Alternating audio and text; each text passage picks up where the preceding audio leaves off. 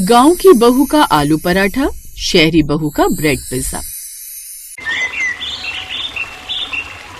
मानसी अपने दो बेटों रितेश और महेश के साथ रहा करती है और मानसी ने अपने दोनों बेटों की शादी एक ही दिन करवाई थी। दोनों ही बहुएं शादी करके अपने ससुराल आ जाती हैं और दोनों ही अपनी दहलीज पर खड़ी होती हैं। तभी मानसी कहती है, आखिरकार मेरी दोनों बहुएं यहाँ आ ही गई। बहुओं, अब तुम दोनों अपने दाहिने पैरों से इस कलश को घर में अंदर की ओर गिराकर गृह प्रवेश करो और माता लक्ष्मी अन्नपूर्णा की तरह इस घर पर अपनी कृपा बरसाओ। सास की बात सुनकर अब दोनों बहुएं अपने दाहिने पैर से कलश को अंदर गिराकर घर में प्रवेश करती हैं। बाकी सारी रस्में पूरी कर दोनों बहुएं अपने अपने कमरे में चली जाती हैं। मानसी की बड़ी बहू नंदिता गांव की थी और छोटी बहू माधुरी शहर की। शादी के अगले दिन दोनों की पहली रसोई की रस्म थी। दोनों अपनी सास के पास आई और बोली, माँ, आज हमारी पहली रसोई की रस्म है। मैं किचन में जाती हूँ और खाना बना लेती हूँ। हाँ हाँ बहू, आज तुम दोनों बहुओं की पहली रसोई की रस्म है। तुम दोनों किचन में जाओ और अपनी अपनी पसंद का खाना बना लो। अब दोनों किचन में जाती हैं। नंदिता कहती है, माधुरी, ऐसा करते हैं कि दाल चावल और रायते के साथ आलू का पराठा बना लेते हैं। लेकिन भाभी, आलू का पराठा कौन खाता है सुबह सुबह? और आपको नहीं लगता इट्स सो ओल्ड? ऐसा करते पिज्जा पराठा बना लेते हैं। देखो माधुरी, आलू का पराठा कभी भी ओल्ड नहीं होता और हमारे गांव में तो रोज नाश्ते में आलू का पराठा ही बनता है। बिना आलू के पराठे के तो हमारा खाना ही पूरा नहीं होता। मैं तो आलू का पराठा जरूर बनाऊंगी। ठीक है भाभी, आप आलू का पराठा बना लीजिए, लेकिन मैं पिज्जा पराठा ही बनाऊंगी क्योंकि मैं तो आलू का पराठा नहीं खाती और क्या पता घर में किसी को आलू का पराठा पसंद हो या ना हो। और इस तरह नंदिता आलू के पराठे बनाती है और माधुरी पिज्जा पराठा। दोनों अपने अपने पराठे टेबल पर लगा देती हैं। सभी लोग खाना खाते हैं और दोनों की बहुत तारीफ करते हैं। नंदिता बहू, तुम्हारा आलू का पराठा तो बहुत गजब बना है और माधुरी बहू, तुम्हारा पिज्जा पराठा भी बहुत अच्छा बना है। हाँ बाबूजी, आप बिल्कुल सही कह रहे हैं। ये दोनों ही पराठे खाकर तो मजा ही आ गया। अगले दिन फिर नंदिता और माधुरी दोनों किचन में पहुंचती हैं। नंदिता कहती है, माधुरी, कल सभी को आलू के पराठे कितने पसंद आए थे ना? ऐसा करते कि आज फिर आलू के पराठे बना लेते हैं। नहीं नहीं नंदिता भाभी, कल तो सबको पिज्जा पराठा भी पसंद आया था, तो मैं सोच रही थी कि आज सबके लिए पिज्जा पराठा ही ठीक रहेगा। लेकिन माधुरी, आलू का पराठा ज्यादा अच्छा ऑप्शन है क्योंकि इसमें आलू रहते हैं, हरी धनिया रहती है, कुछ मसाले रहते हैं। ये स्वास्थ्य के लिए हेल्दी होता है। लेकिन नंदिता भाभी, आलू के पराठे का टेस्ट इतना अच्छा नहीं लगता है और शहर वाले तो आलू का पराठा नहीं बल्कि पिज्जा पराठा ही खाना पसंद करते हैं। पिज्जा पराठा में चीज का टेस्ट तो ऑसम होता है। जो भी हो माधुरी, लेकिन मुझे तो पिज्जा पराठा पसंद नहीं है। मैं तो आलू के पराठे बनाऊंगी। भाभी, मुझे भी आलू का पराठा बिल्कुल पसंद नहीं है, तो मैं तो पिज्जा पराठा ही बनाऊंगी। अब नंदिता आलू का पराठा बनाती है और माधुरी पिज्जा पराठा, और दोनों ही टेबल पर लगा देती हैं। घर वाले आलू का पराठा और पिज्जा पराठा दोनों ही मजे लेकर खाते हैं। लेकिन अब तो ये हर दिन का हो गया था। दोनों बहुओं में आलू का पराठा और पिज्जा पराठा को लेकर लगभग हर दिन बहस होती थी। एक दिन दोनों की सास मानसी बोली, क्या तुम दोनों हमेशा बच्चों की तरह लड़ते रहते हो? अरे, आलू का पराठा भी अच्छा लगता है और पिज्जा पराठा भी। तुम लोग ऐसा क्यों नहीं करते? नंदिता बहू, एक हफ्ते तुम आलू का पराठा बना लिया करो और माधुरी बहू, एक हफ्ते तुम पिज्जा पराठा बना लिया करो। इससे तुम दोनों की बहस भी नहीं होगी और आराम से हम लोगों को एक हफ्ते आलू का पराठा और दूसरे हफ्ते पिज्जा पराठा खाने को भी मिलेगा। ठीक है माँ जी, मुझे मंजूर है। मैं भी चैन से एक हफ्ते अपना आलू का पराठा बना सकूंगी। माँ जी, मुझे भी मंजूर है। कम से कम एक हफ्ते किचन में सुकून से पिज्जा पराठा बनाकर खाऊंगी और आप सबको भी खिलाऊंगी। और अब ऐसा ही होता है। एक हफ्ते नंदिता आलू का पराठा बनाकर सभी को खिलाती और एक हफ्ते माधुरी पिज्जा पराठा बनाकर सभी को खिलाती। एक दिन जब दोनों बहुएं किचन में काम कर रही थी, तब महेश अपनी माँ से बोला, माँ, नंदिता पूरे एक हफ्ते आलू का पराठा बनाती है और उसके बाद माधुरी पूरे एक हफ्ते पिज्जा पराठा बनाती है। इस तरह तो हफ्ते भर हम एक ही तरह का पराठा खाकर बोर हो जाते हैं। क्या कुछ ऐसा नहीं हो सकता जिससे दोनों बहुएं मिलजुल कर रहें और कभी आलू का पराठा बनाए तो कभी पिज्जा पराठा? बेटा, मैंने दोनों को बार बार बहुत समझाने की कोशिश की है, लेकिन दोनों में से कोई भी अपने पराठे को कम समझने के लिए तैयार ही नहीं है।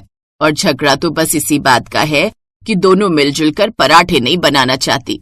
ऐसे कुछ दिन बीत जाते हैं। एक दिन महेश नंदिता से कहता है, नंदिता, आज थोड़े ज्यादा पराठे रख देना, ऑफिस के लिए मेरे दोस्त भी खाने के लिए कह रहे थे। ठीक है जी, मैं भी बनाकर रख देती हूँ। अब नंदिता थोड़े से ज्यादा आलू के पराठे बनाकर देती है। शाम को महेश घर आता है तो सभी को बताता है। माँ, मेरे दोस्तों को आलू के पराठे बहुत पसंद आए और कल संडे है तो सभी लोग हमारे घर पर खाने आना चाहते हैं। ठीक है बेटा, आने दे उन्हें। अगले दिन महेश के सभी दोस्त घर पर खाना खाने के लिए आते हैं। तब मानसी किचन में जाती है और आलू के पराठे बनाने की तैयारी करती है।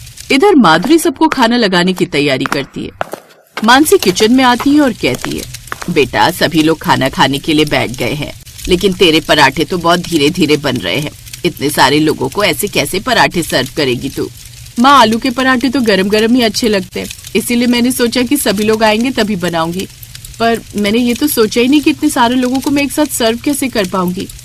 अब माधुरी जल्दी जल्दी बने हुए पराठों को लगा देती है, लेकिन तभी सभी लोग और पराठे मांगने लगते हैं। नंदिता बहुत परेशान हो जाती है और उसकी आंखों में आंसू भर जाते हैं और वो कहती है, हे भगवान, अब मेरी बेइज्जती होने से कोई नहीं बचा पाएगा। उसे इतना परेशान देखकर माधुरी कहती है, भाभी आप इतनी परेशान क्यों होती है? मैं ऐसा करती हूँ कि मैं गैस की दूसरी तरफ पिज्जा पराठा भी बनाती हूँ। हम सभी को आलू के पराठे के साथ साथ पिज्जा पराठा भी खिला देंगे। इससे सभी को पराठे भी मिल जाएंगे और हमारी बेइज्जती भी नहीं होगी। माधुरी की बात सुनकर नंदिता बहुत खुश हो जाती है। अब माधुरी ने जल्दी जल्दी पिज्जा पराठा बनाया और नंदिता ने आलू का पराठा, और दोनों ने सभी को मिलकर आलू के पराठे और पिज्जा पराठा खिलाया। सभी लोग बहुत खुश हुए और दोनों की बहुत तारीफ की।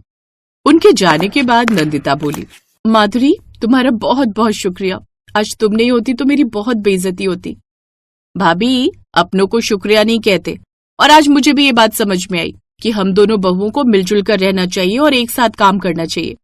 अगर आपका आलू का पराठा और मेरा पिज्जा पराठा मिल जाए तो खाने का स्वाद 4 गुना बढ़ जाता है। उनकी बात सुनकर सभी घर वाले हंस पड़ते हैं।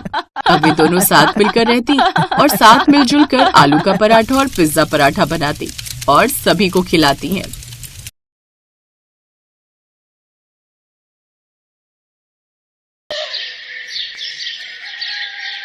गरीब गुंजन सुबह जल्दी उठकर काफी सारे आलू के पराठे बना लेती है और उन्हें अपनी साइकिल पर रखकर बेचने निकल पड़ती है। आलू के पराठे, गर्मा गर्म करारी करारी चटपटे आलू के पराठे, मक्खन मारकर ले लो ले लो ले लो। गुंजन लगातार अपनी साइकिल पर आलू के पराठे बेचने के लिए आवाज लगा रही थी। उसकी आवाज सुनकर कुछ ग्राहक उसके पास आ जाते हैं। अरे गुंजन बहन, मुझे जल्दी से 2 आलू के पराठे दे दो। जी भाई साहब, बस जरा सा सब्र कीजिए, अभी लगा देती हूँ। गुंजन अपनी साइकिल रोककर खड़ी हो जाती है। ऐसे ही सामने बनी फैक्ट्री के मजदूर भी उसके पास आलू के पराठे खाने आते हैं। क्या मजेदार पराठे हैं गुंजन बहन, मेरे लिए 2 और लगा दो। हाँ हाँ अभी लो। फिर दिन तक उसके सारे पराठे बिक जाते हैं। इसी तरह वो हर रोज आलू के पराठे बेचने निकल जाती है। उसके हाथ के पराठे सबको बड़े पसंद थे। इसी तरह वो हर रोज सुबह से शाम होने तक आलू के पराठे अपनी साइकिल पर घूम घूम कर गांव भर में बेचती थी। फिर शाम को थकी हारी वो अपने घर पहुंचती है, जहां उसके बूढ़े सास ससुर और अपाहिज पति उसका इंतजार कर रहे होते हैं। बहू आ गई तू, कब से मैं तेरी राह देख रही थी। घर में राशन खत्म हो गया है, अब खाने में क्या बनाएं? आप चिंता मत करिए माँ जी, आज जो कमाई हुई है उनमें से कुछ का मैं राशन ले आती हूँ और बाकी के बचे हुए पैसों से मैं आपकी दवाई भी ले आती हूँ। थकी हारी गुंजन थैला लेकर राशन लेने बाजार चली जाती है और वहीं से दवाई भी ले आती है। फिर घर आकर वो खाना बनाने लगती है कि देखती है कि आग जलाने के लिए लकड़ियां तो खत्म हो गई हैं। अरे घर में तो लकड़ियां भी नहीं है, मुझे अभी जंगल जाकर लकड़ियां लानी होगी। गुंजन लकड़ियां लेने चली जाती है। कुछ देर बाद घर लौटकर वो सबके लिए खाना बनाती है। फिर सबको खाना परोस कर बर्तन धो देती है। इन्हीं सब में उसे रात का 1 बज जाता है। फिर 4 घंटे की नींद लेकर वो सुबह फिर जल्दी उठकर घर का सारा काम निपटाकर चूल्हे पर आलू के पराठे बनाकर तैयार कर लेती है। फिर अपनी साइकिल पर उन्हें बेचने निकल पड़ती है। आलू के पराठे, करारे करारे स्वादिष्ट आलू के पराठे ले लो। कुछ देर बाद वो बाजार में जाकर खड़ी हो जाती है। ये देख दूसरे फेरी वाले गुस्सा होने लगते हैं। जब से गुंजन आलू के पराठे बेचने लगी है तब से हमारा धंधा चौपट हो गया। पहले जो भीड़ हमारे ठेले पर रहा करती थी, अब वो सारी उसकी साइकिल के पास जाकर आलू के पराठे खाती है। बिल्कुल ठीक कहा तुमने मदन भाई, इस औरत ने तो हमारी कमाई आधी कर दी है। न जाने क्या जादू है इसके आलू के पराठों में। गुंजन के हाथों में कमाल का जादू था। वो बहुत ही बढ़िया आलू के पराठे बनाती थी। गुंजन का पति विजय दूसरे गांव में एक फैक्ट्री में काम करता था। उस गांव से आते जाते उसकी मुलाकात गुंजन से हुई। फिर दोनों में प्यार हुआ और दोनों ने शादी कर ली। शादी कर गुंजन माधोपुर गांव अपने ससुराल आ गई। उसके गांव में उसके बूढ़े सास ससुर थे। सब कुछ अच्छा चल रहा था। गुंजन और विजय भी एक दूसरे के साथ बहुत खुश थे। लेकिन एक रोज जब विजय दूसरे गांव से साइकिल से घर लौट रहा था, तभी उसकी टक्कर एक बस से हो गई, जिसमें विजय अपाहिज हो गया। तब से घर खर्च चलाने के लिए गरीब बहू गुंजन आलू के पराठे विजय की पुरानी साइकिल पर बेचने लगी। लेकिन गांव के कुछ फेरी वाले अब उससे जलने लगे और उन्होंने अब उसको सबक सिखाने की ठानी। एक रात, राजू, अच्छा मौका है, अभी वो सब सो रहे होंगे। बता दे उस साइकिल वाली को हम लोगों से पंगा लेने का क्या अंजाम होता है। तोड़ दे उसका ये साइकिल ढाबा। अभी लो हुजूर। राजू और मदन मिलकर उस गरीब बहू का साइकिल ढाबा तोड़ देते हैं। अगली सुबह जब गुंजन बाहर आई तो अपनी साइकिल का ये हाल देखकर हैरान रह गई। हे राम, ये क्या हो गया? किसने किया ये सब? आखिर किसने ये मेरा साइकिल ढाबा तोड़ दिया? अब मैं क्या करूंगी? अपने आलू के पराठे कहाँ बेचूंगी? अब इतने पराठे बनाए, आज बेचने नहीं गई तो बहुत नुकसान होगा। कीड़े पड़े उसे जिसने हमारी साइकिल का ये हाल किया है। बहू तू घबरा मत, अपने पास वो टोकरी है ना, तू उसी में ले जाकर अपने आलू के पराठे बेचने जा।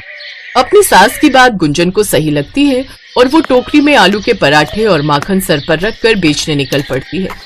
लेकिन जहां वो पहले कुछ ही मिनटों में पहुंच जाती थी, अब उसे वहां पहुंचने में काफी वक्त लगता था। साथ ही पैदल घूम घूम कर वो थक भी जाती थी। फिर शाम को थकी हारी वो घर पहुंचती है।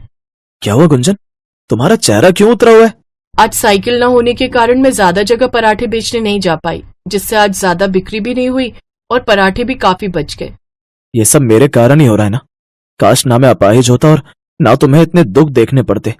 क्या सोचकर तुम्हें ब्याह कर लाया था कि तुम अनाथ हो, जो प्यार खुशियां तुम्हें मायके में नहीं मिल पाई वो मैं तुम्हें दूंगा। लेकिन यहाँ आकर तो तुम्हारी हालत कैसी हो गई है। अब परेशान मत होइए जी, मैं आपके साथ खुश हूँ और भगवान ने एक रास्ता बंद किया है तो वो दूसरा भी जरूर खोलेगा। और बहू, जो पराठे बच गए हैं ना, उन्हीं को गरम कर दे, आज हम वही खा लेंगे। वो सब वही सुबह के बने हुए आलू के पराठे खाते हैं और सो जाते हैं। फिर अगले दिन वो फिर से आलू के पराठे बनाकर टोकरी में रखकर बेचने निकल जाती है। आलू के पराठे ले लो, आलू के पराठे। लेकिन उस रोज भी उसकी ज्यादा बिक्री नहीं हो पाती और वो उदास होकर एक पेड़ के नीचे बैठ जाती है। हे भगवान, ऐसा ही चलता रहा तो मैं कैसे अपना घर चला पाऊंगी? घर का राशन, सबकी दवाइयां, सब कैसे होगा? शाम को गुंजन फिर मायूस सा चेहरा लेकर घर आ जाती है। उसके परिवार वाले उसकी हालत देख समझ जाते हैं कि उसकी आज भी कुछ खास बिक्री नहीं हुई। वो सब भी मायूस हो जाते हैं। तभी उसके पास उसकी सहेली और पड़ोसन रजनी आती है। अरे गुंजन बहन, तुम आ गई? मैं कब से तुम्हारी राह देख रही थी। कहो, क्या बात है रजनी? तुम्हें पता है अपने गांव में ना एक बहुत बड़ी प्रतियोगिता होने वाली है खाने को लेकर। जो भी सबसे अच्छा खाना बनाकर जजेस को इम्प्रेस करेगा उसे पूरे 10 लाख का इनाम मिलेगा। क्या? 10 लाख? हाँ, सोच गुंजन, अगर तुम ये प्रतियोगिता जीत गई तो तुम्हें पूरे 10 लाख का इनाम मिल जाएगा। वैसे भी तुम पराठे बनाने में तो माहिर हो। जैसा स्वाद तुम्हारे हाथ के पराठों में है ना, ऐसा कहीं नहीं। और भाग लेने में क्या जाता है, कौन सा इसके पैसे लग रहे हैं। बस फिर क्या था, गुंजन रजनी के साथ वहां गई और उसने प्रतियोगिता में अपना नाम लिखवा लिया।